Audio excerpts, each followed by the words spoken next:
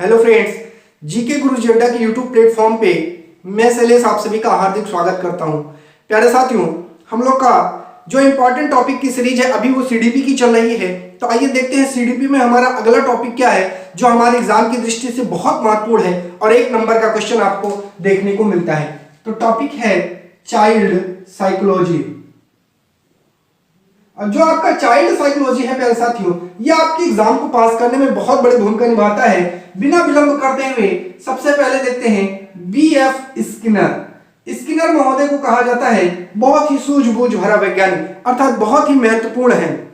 इनका time period है 1950 से लेकर के 1954 के बीच में। इन्होंने एक सिद्धांत का क्या किया था? प्रतिपादन किया था। क्या किया था? प्रतिपादन किया था, जिसे आर टाइप कहा जाता है। क्या कहा जाता है?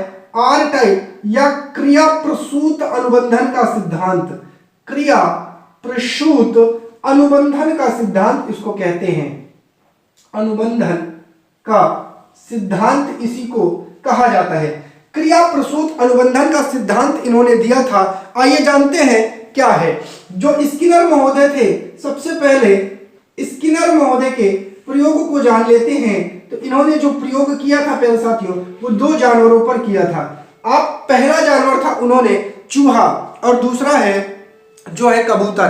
दोनों पर इन्होंने प्रयोग किया था। आइए जानते हैं। पहला है चूहा और दूसरा है कबूतर। और इन्होंने क्या किया?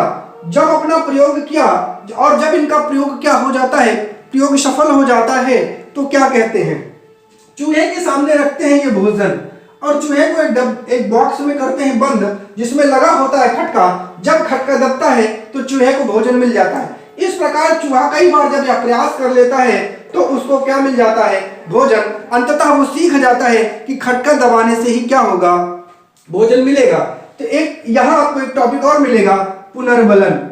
पुनर्बलन जो है चूहे को क्या मिला? पुनर्बलन। और जो चूहा है जो काम कर रहा है उसे क्या कहा जाता है? अनुक्रिया करता। करता ही क्या करता है? काम को करता है। तो यहां जो आपका चूहा है ये क्या है? ये अनुक्रिया करता है प्यारे साथियों, क्योंकि ये कार्य को कर रहा है। और भोजन, जो उसको भोजन मिल रहा है वो क्या कहलाता है? भोजन ही उसका क्या है? पुनर्बलन है। और यहां से कॉन्सेप्ट निकल के आया, जब किसी जीव को सकारात्मक पुनर्बलन दिया जाता है तो क्रिया को दोहराता है। इसका मतलब पुनर्बलन 2 होता है, सकारात्मक और नकारात्मक।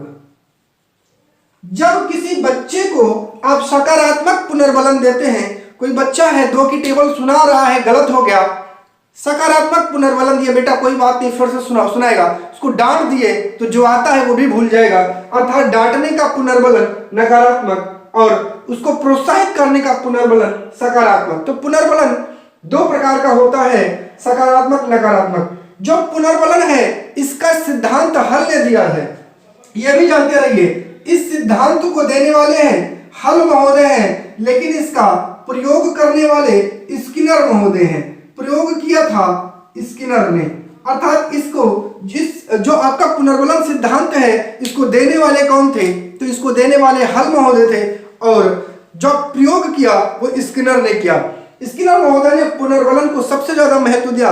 और एक ट्रिक है, इसको जान लीजिए, हल चलाओगे तो बल मिलेगा। हल चलाओगे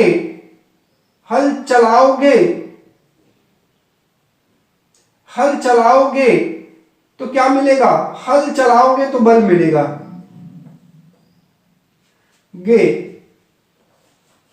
इसका एक सिद्धांत बहुत बढ़िया, एक ट्रिक है, जान लीजिए। हल चलाओगे तो बल मिलेगा। अर्थात ये जो हल है, इन्होंने पुनर्बलन के सिद्धांत का क्या किया था? प्रतिपादन किया था और इसका व्यापक रूप में प्रयोग स्किनर महोदय ने किया था। यहां से आपके 1 नंबर के क्वेश्चन आ जाते हैं। वीडियो अच्छी लगी हो तो शेयर जरूर करिएगा। आप सभी का बहुत बहुत धन्यवाद।